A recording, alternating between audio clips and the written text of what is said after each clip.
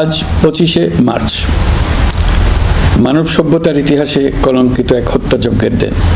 1971 সালের আজকের রাতে পাক হানাদার বাহিনী নিরপরাধ, নিরস্ত্র, ঘুমন্ত বাঙালির উপর নির্মমভাবে গুলি চালিয়ে হাজারো মানুষকে হত্যা করেছিল। 25শে মার্চ থেকেই এদেশের মানুষের সশস্ত্র প্রতিরোধ গড়ে তুলেছিল। 9 মাসের যুদ্ধের মধ্য দিয়ে স্বাধীন হয় বাংলাদেশ। মহান স্বাধীনতা দিবসের প্রাক্কালে আমি গভীর শ্রদ্ধার সঙ্গে স্মরণ করছি মহান মুক্তিযুদ্ধের বীর শহীদদের, যাদের প্রাণের বিনিময়ে আমরা স্বাধীন সার্বভৌম বাংলাদেশ পেয়েছি। 9 মাসের রক্তক্ষয়ী যুদ্ধে লক্ষ লক্ষ শহীদ ও 2 লাখ নির্যাতিত নারীর আত্মত্যাগ পৃথিবীর মানচিত্রে বাংলাদেশ নামে একটি স্বাধীন ভূখণ্ডের জন্ম দিয়েছিল। মুক্তিযুদ্ধের এই বীরদের প্রতি আমার সালাম। সেই সঙ্গে 24শে জুলাই অভ্যুত্থানে নিহত হাজারো শহীদ ও আহত, যারা বৈষম্য, শোষণ, নির্যাতন এবং নিপীড়নের বিরুদ্ধে বুক চিতিয়ে দাঁড়িয়েছিল, তাদের প্রতি সমগ্র জাতির পক্ষ থেকে আমি সশ্রদ্ধ সালাম জানাচ্ছি। জুলাই গণ অভ্যুত্থান আমাদেরকে যে বৈষম্যহীন বাংলাদেশ গড়ার স্বপ্ন পূরণের সুযোগ এনে দিয়েছে, সেই সুযোগ আমরা কাজে লাগাতে চাই। প্রিয় দেশবাসী, পবিত্র মাহে রমজানের সিয়াম সাধনা উপলক্ষে আপনাদের সকলকে আমার আন্তরিক মোবারকবাদ জানাচ্ছি। সেই সঙ্গে সকলকে জানাই পবিত্র ঈদ উল ফিতরের অগ্রিম শুভেচ্ছা। ঈদ মুবারক। এবারের ঈদ স্মরণীয়ভাবে আনন্দদায়ক হোক, এই কামনা করছি। বর্তমান সরকার দায়িত্ব গ্রহণের পর থেকেই দ্রব্যমূল্য নিয়ন্ত্রণে জোর ব্যবস্থা নিয়েছে। রমজান ও ঈদে বড় চ্যালেঞ্জ ছিল জিনিসপত্রের দামের লাগাম টেনে ধরা, বিদ্যুৎ সরবরাহ নিশ্চিত করা। এই রমজানে যাতে কোনো পণ্যের দাম বেড়ে না যায় এবং বিদ্যুৎ সরবরাহ যেন বিঘ্নিত না হয়, সেজন্য আমরা সর্বোচ্চ চেষ্টা করেছি। রমজান মাস জুড়ে সরবরাহ চেনের প্রতিবন্ধকতা কঠোরভাবে প্রতিহত করতে সব ধরনের ব্যবস্থা আমরা নিয়েছি।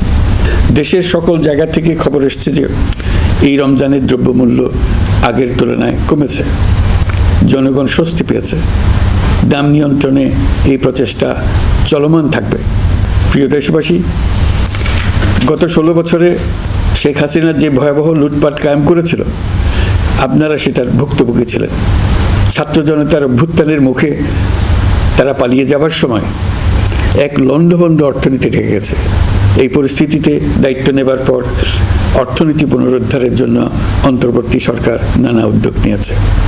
ব্যাংকিং খাতে শৃঙ্খলা ফিরেছে। ক্রমান্বয়ে অর্থনীতির অপরাপর সুযোগগুলো ইতিবাচক ধারায় ফিরতে শুরু করেছে। এই সরকারের সবচেয়ে বড় চ্যালেঞ্জ মূল্যস্ফীতি।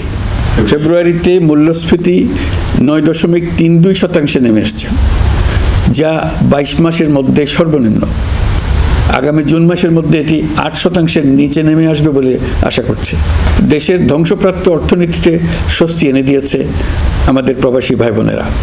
অন্তর্বর্তী সরকার দায়িত্ব নেবার পর থেকে রেমিটেন্স ধারাবাহিকভাবে বেড়েছে। ফেব্রুয়ারি মাসে রেমিটেন্স প্রবাহ রেকর্ড গড়েছে, প্রায় 25% বৃদ্ধি পেয়ে $2.5 বিলিয়ন পৌঁছেছে। রেমিটেন্স যোদ্ধারা আমাদের দেশের অর্থনীতি গড়ার বীর সৈনিক। তাদের জন্য প্রক্রিয়াগত যেসব বিষয় রয়েছে, সেগুলো সহজ করে দেওয়া আমাদের দায়িত্ব। তারা যেন ভোগান্তির শিকার না হন, দূতাবাস যেন ঠিক মতো কাজ করে, এটি নিশ্চিত করার জন্য আমরা ব্যবস্থা নিয়েছি। আগামী নির্বাচনে যেন তাদের ভোটাধিকার দিতে পারি, সেজন্য কাজ করছি। পলাতক সরকারের আমলে চট দখলের মতো দেশের ব্যাংকগুলো দখল করে নেওয়া হয়েছিল। আমানতকারীর টাকাকে তারা নিজেদের ব্যক্তিগত টাকায় রূপান্তরিত করে ফেলেছিল। অন্তর্বর্তী সরকারের অন্যতম কাজ ছিল ব্যাংকিং ব্যবস্থায় আস্থা ফিরিয়ে আনা, আমানতকারীর স্বার্থ রক্ষা করে নিয়ম শৃঙ্খলা প্রতিষ্ঠা করা, হিসাবপত্রে বিশ্বাসযোগ্যতা স্থাপন করা। ব্যাংকিং ব্যবস্থায় আস্থা প্রতিষ্ঠা করা গেছে। এর ফলে অর্থনীতিতে শৃঙ্খলা ফিরেছে। অন্তর্বর্তী সরকারের অর্জনগুলোর মধ্যে এটা ছিল খুবই গুরুত্বপূর্ণ। গত সরকারের লুটপাটের মহোৎসবে গত 15 বছরে $234 বিলিয়ন পাচার হয়েছে।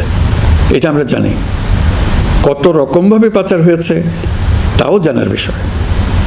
অভিনব এক একটা পদ্ধতি ছিল। পাচারের একটা পদ্ধতি সবাইকে হতভম্ব করে দিয়েছে। এই পাচার হয়েছে বিদেশে অধ্যয়নরত সন্তানের কাছে টাকা পাঠানোর নামে। তিনি সন্তানের লেখাপড়ার জন্য এক সেমিস্টারের অর্থাৎ 3 মাসের খরচ বাবদ অফিসিয়াল ব্যাংকিং চ্যানেলে পাঠিয়েছেন $3,33,00,000, অর্থাৎ প্রায় 400 কোটি টাকা। পাচারের এর চাইতে বেশি তাক লাগানো পন্থা আর কি আছে, তার কোনো সীমা আছে বলে আমার মনে হয় না। আইন, নিয়ম, নীতির জায়গায় যখন হরিলুট প্রতিষ্ঠিত হয় তখন এমন সব কিছুই সম্ভব। এই অর্থ পাচারকারীদের দ্রুত আইনের আওতায় নিয়ে আসার লক্ষ্যে ইতিমধ্যে আন্তর্জাতিক তৎপরতা জোরদার করা হয়েছে। প্রিয় দেশবাসী, অন্তর্বর্তী সরকার পৃথিবীর বিভিন্ন দেশের শীর্ষস্থানীয় বিনিয়োগকারীদের সঙ্গে নিয়মিত বৈঠক করে যাচ্ছে। তারা বাংলাদেশের বর্তমান ব্যবস্থায় বিনিয়োগের বিষয়ে খুবই আগ্রহী। আশা করছি দ্রুততম সময়ে দেশের নতুন নতুন বিদেশি বিনিয়োগ আপনারা দেখতে পাবেন। সরকার দায়িত্ব নেওয়ার পর থেকে দেশে রপ্তানি 13% বেড়েছে। জানুয়ারিতে 7% কন্টেইনার হ্যান্ডলিং বেড়েছে। বাংলাদেশ বিনিয়োগ উন্নয়ন কর্তৃপক্ষ ইতিমধ্যে লাইসেন্সিং রিকোয়ারমেন্টস, প্রত্যাবাসন আইন সহ বিনিয়োগকারীদের যে সাধারণ সমস্যাগুলো রয়েছে সেগুলো সমাধানে কাজ শুরু করেছে।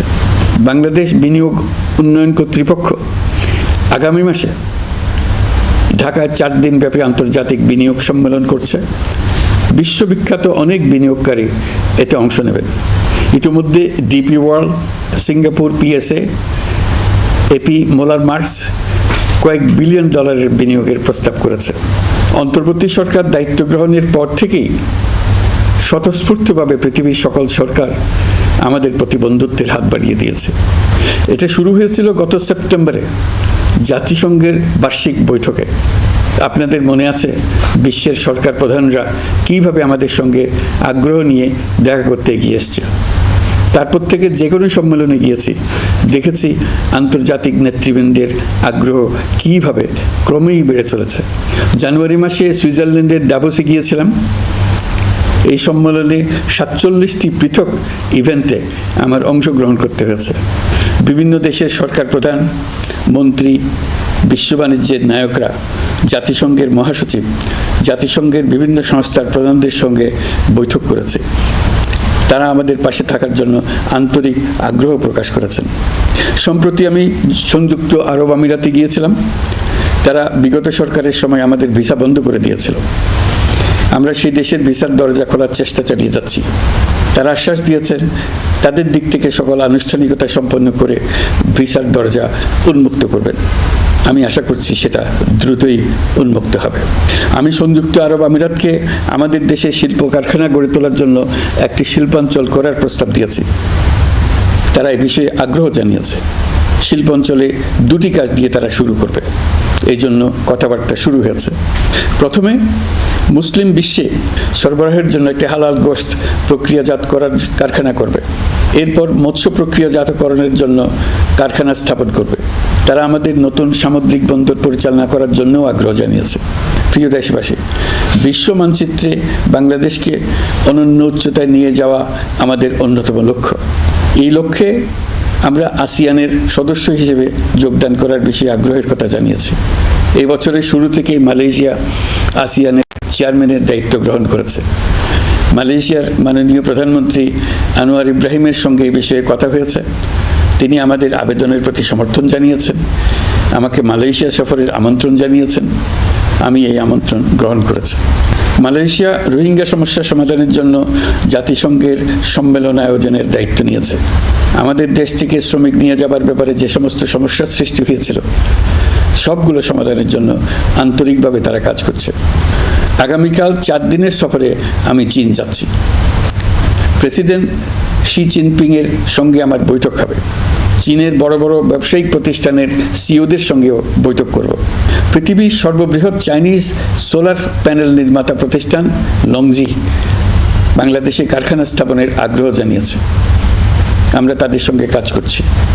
এছাড়া প্রযুক্তিগত সহায়তা, মেডিকেল সহায়তা, স্বল্প মূল্যে চিকিৎসা সহ অন্যান্য বিষয়ে আলোচনা হবে। তারা আমাদের দেশ থেকে আম, কাঁঠাল ও পেয়ারা আমদানি করতে চায়। এটা খুব দ্রুতই শুরু হবে।